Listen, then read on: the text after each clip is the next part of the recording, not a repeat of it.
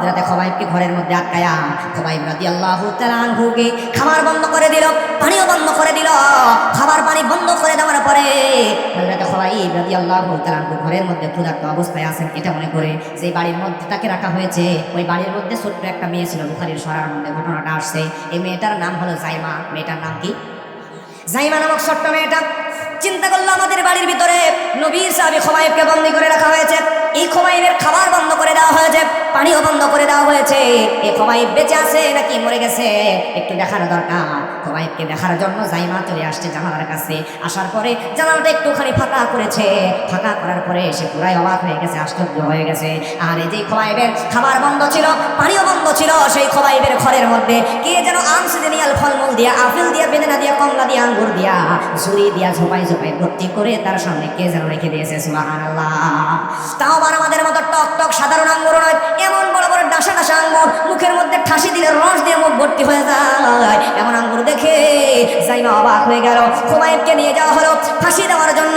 খুবাইবকে জিজ্ঞাসা করা হলো, ও খুবাইব, তুমি একটু বলো, তোমার তো খাবার বন্ধ করা হয়েছিল, পানিও বন্ধ করা হয়েছিল, তাহলে তোমার সামনে কে? তোমার সামনে ছোপাই ছোপাই আঙ্গুর ফল, বেদের আপেল, কমলা, আমসিজনিয়ার ফলমূলগুলো দিয়ে গেল। বলো।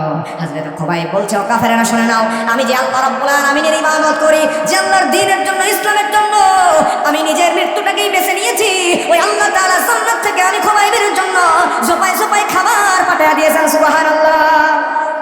হযরত খুবাইবকে নিয়ে যাওয়া হলো, ফাঁসি দেওয়া হবে। এমন সময় খুবাইবকে বলা হলো, খুবাইব তুমি একটু বলো, তোমার জীবনের শেষ কোনো আশা আছে নাকি? আমাদের সমাজে আমাদের মানুষদেরকে যদি বলা হতো শেষ আশা, আমরা বলতাম বিরিয়ানি খেতে চাই।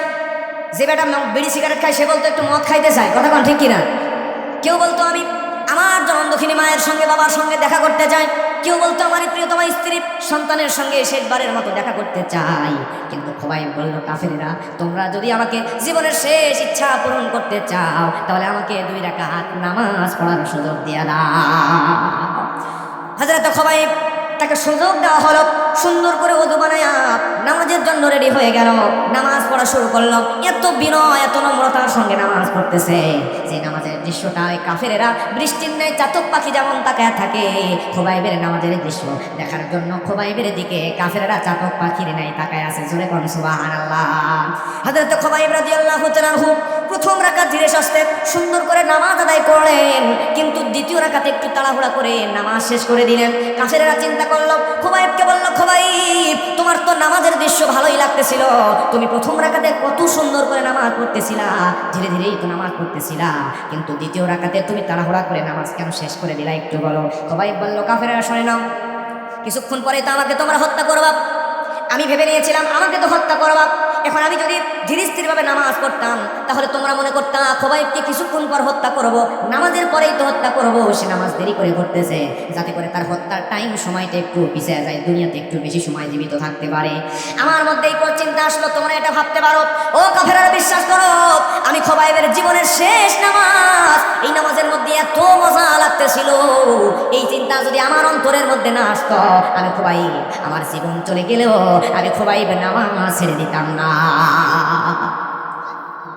প্রিয় ভাইয়েরা আমার, এই খুবাইব রাদিয়াল্লাহু তাআলা আনহু নামাজ পড়লেন, তাকে ফাঁসিতে ঝোলানো হলো, শহীদ করে দেওয়া হলো। ঘটনা বলার উদ্দেশ্য হলো তার জীবনের এই শেষ 2 রাকাত নামাজের দৃশ্য দেখে আমরা তো মানুষকে দাওয়াত দিয়ে ইসলাম কবুল করাই, কিন্তু খুবাইবের দাওয়াত দেওয়া লাগে নাই। তার জীবনের শেষ 2 রাকাত নামাজ দেখে একজন বিধর্মী নাম সাইদ ইবনে আমির আল জুমাহি, সেই লোকটা খুবাইবের জীবনের শেষ নামাজের দৃশ্য দেখে আল্লাহর হাবিবের কাছে গিয়া কালেমা পড়ে মুসলমান হয়ে গেছে। এরকম নামাজের মধ্যে বিনয় আনার দরকার কোন আছে না নাই? মুমিন বান্দার 2 নাম্বার গুণ আল্লাহ রাব্বুল আলামিন বলেন, ওয়াল্লাযীনা হুম আনিল লাগবি মুরিদুন।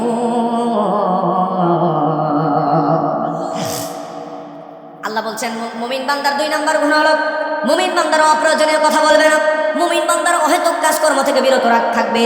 কিন্তু আমাদের সমাজে অপ্রয়োজনীয় কথা বলার মতো মানুষ কম আছে নাকি বেশি আছে? আমি চাঁপাইনবাবগঞ্জ মাহফিলে যাচ্ছিলাম, তো মাহফিলে যাওয়ার সময় আমার ড্রাইভারকে বললাম, গাড়ি একটু সাইড করো, কোনো স্টলে বসে চা খেয়ে তারপর আবার রওনা দিই, চা খেলে একটু ভালো লাগবে, তারপর আবার ফ্রেশ হয়ে রওনা দিই। তো এক স্টলের মধ্যে ঢুকলাম, লোকাল গ্রাম অঞ্চল। ঢোকার পরে দেখলাম কয়েকজন মুরব্বী বসে আছে, ওই মুরব্বীগুলোর মধ্যে একটা স্কোয়ার মুরব্বী, বুঝছেন, স্কোয়ার মুরব্বী, দাড়ি টাড়ি আছে, কিন্তু মানে দেখে মনে হচ্ছে সে ভণ্ড কোয়ালিটির কিছু লোক আছে না।